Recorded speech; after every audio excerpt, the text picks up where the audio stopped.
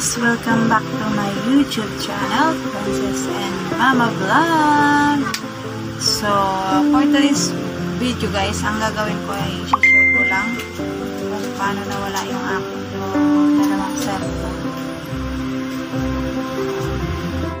So, ayun nga. June 4, alas 7 pasado, umalis ako, pumunta ko ng palengke. Iniwanan ko yung dalawang cellphone kasi dito naman yung mga anak ko, gising na. Sabi ko sarado yung pinto at ako saglit lang naman, wala pang isang oras, nakabalik ko agad. Yun, pagbalik ko tininan ko yung dalawang cellphone ko, wala na sa charger at yung isang cellphone naman wala din. So sabi ko, nasaan yung cellphone? Sabi nung anak ko, hindi ko alam mama, hindi daw niya alam. Sabi ko, paano hindi mo alam? Yan, dito naka-charge yung dalawang cellphone. Sabi ko, yung isa nasaan? Sabi niya, andito, laro-laro ko, gamit ko. So, yun. Ang nagamit niya lang ay yung isang cellphone kasi itong cellphone na to, yung Ninja ko na Mama Vlog, yung ginagamit ko sa pagdidikitan, ginawa kong Ninja. Ito yung walang password kasi kay Princess to, ginagamit niya maglaro-laro. Ano lang to, RAM lang siya. So, hindi siya kaya ng pang-upload, pang-download ng mga editing apps. So, pwede siya pang YouTube. Pwede lang siya manood ng YouTube.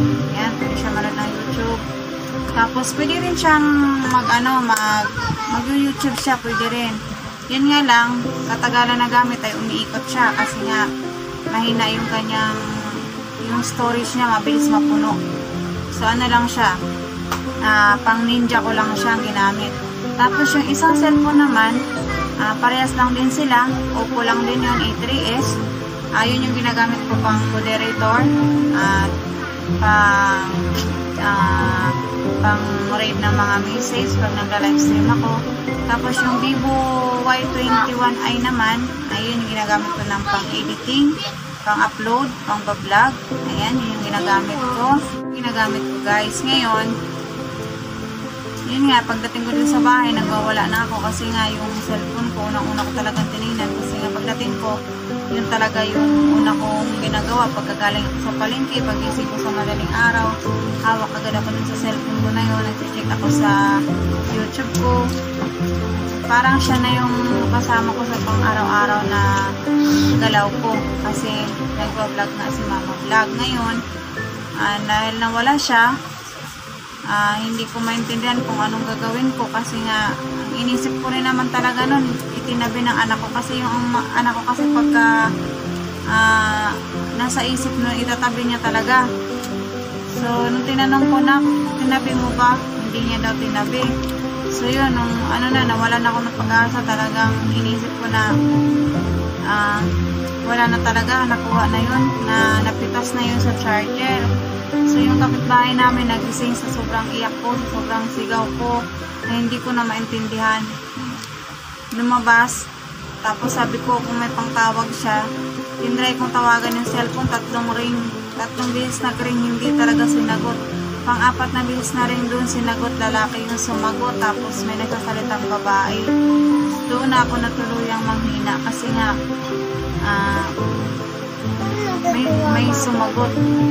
may sumagot na lalaki. So ibig sabihin wala na, napitas na talaga yung cellphone ko. Pagdating ko sa barangay, pinareview ko yung CCTV. Mag-asawa talaga sila na saglit lang yung pasok nila dito. Pagpasok nila, maya-maya lumabas, talagang kitang-kita sila sa CCTV yung cellphone ko, kung paano niya hawakan. Naglalakad sila sa kalsada, hindi niya malaman kung gagawin niya kasi may password yun. So, nahihirapan sila. Pasalamat na lang din ako kasi nga, kung inisip ko rin naman yun, kung napansin ng mga anak ko na pinasok sila, kinuha yung cellphone, tapos sumigaw sila. Ang iniisip ko, baka kung anong ginawa sa kanila kasi sila lang. So, yun, pasalamat na rin ako kay Lord na hindi napansin ng mga anak ko na pinasok sila, may kumuha ng cellphone. Kasi kung time na yun siguro na napansin nila, tapos sinaway nila, baka ano pang ginawa sa kanila or baka lalong nalimas pa lahat yung cellphone kasi nga hawak ng anak ko yung isa, pinaglaruan niya. So maraming salamat pa rin dahil ligtas yung mga anak ko, walang nangyari. At nagpapasalamat din ako ngayon kasi nga nung panahon na yun na hindi ako makapag-support, wala akong may cellphone ako, may cellphone ito, may cellphone ako, gustuin ko mang mag-support, hindi talaga kaya kasi makikita nyo man ako saglit, maya mawawala na ako kasi nga yung cellphone ang hirap mag-connect ng signal. So hindi na muna ako nagpalod sa wifi ko kasi sayang naman din pag nagpapalod ako tapos nahihirapan mag-connect ng signal yung cellphone. Sabi ko ilang araw na lang, mga ilang araw lang siguro, sabi kong ganun. Pasalamat din ako kay Kuya, yan, sa Team Repsol, kay Idol, kay Sislin, ayan, kay mga Kamang Vlog. Nagpapasalamat lang din po ako kasi tinulungan nila ako para makabili ng kahit isa lang, kahit isang cellphone. Nakabili ngayon ako ng isang cellphone na Vivo rin, pero medyo mababa lang yung RAM. Ito, ano lang siya, ayan, 3 RAM lang siya, tapos 32 GB.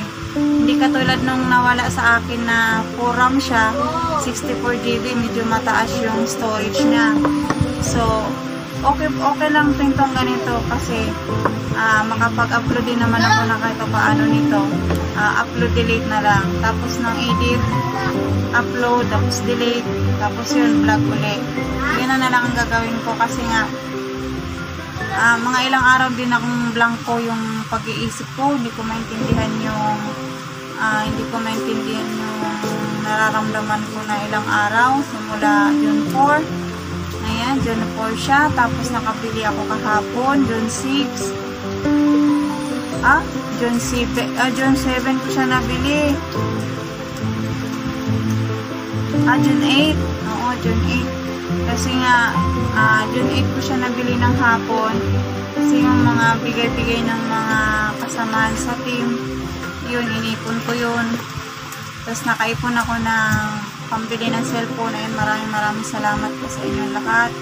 Sa asawa ni Kuya Kasunoy, ayan, thank you so much po kay Idol, kay Kamahalin, at syempre sa iyo Kuya, ayan, at kay Sislin, ayan, at sa ibang mga kasamahan ko sa team na gusto naman nilang magbigay ng kahit kunti para malagdagan yung pambili ko ng cellphone. Pero naintindihan ko kayo kasi nga lahat tayo may mga problema. Ayan, lahat tayo may hinaharap na problema. So, naintindihan ko kayo kung hindi nyo man natupad yung sinabi nyo. Pero alam ko naman na pinipilit nyong matupad yung sinabi nyo. Pero okay lang yun, walang problema sa akin. Mahalaga sa akin, nakabili ako ngayon. Makapag-support ako ulit sa inyo. At maraming salamat sa mga pag-unawa sa GC, sa mga team, sa buong Team Repsol na hindi ako nakapag-support ng ilang araw. Pero iniisa-isa ko po yun, yung 4 na araw na yun na hindi ako nakapag-support. Iniisa-isa ko po yung may mga premiere. Yan, iniisa-isa ko yung pinupuntahan. So, kung mayroon man ako makaligtaan guys, pasensya na kayo. Pero simula ngayon, makikita nyo na naman ako sa premiere nyo at saka sa LS. Ayan, maraming salamat. So, ayun guys, kung nakikita nyo hindi ako umiiyak ngayon, pinipigil ko yung sarili ko kasi nga ayoko na umiyak. Gusto ko yung pag nagsalita ko sa vlog ko malinaw. Ayan, tapos gusto ko lang din paulit-ulit na magpapasalamat sa inyo, kay Pinoy Biker Italy at saka kay Sir Jonathan Sicondes. Ayan, si Sir Jonathan Sicondes po, thank you po, maraming salamat sa inyo lahat.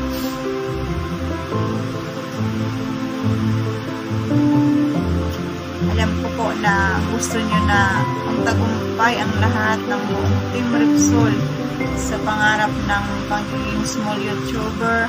Kaya nandyan kayo parati nakasupport sa aming lahat. Maraming salamat po sa inyo. kamahali na Kuya Neil Makalagim.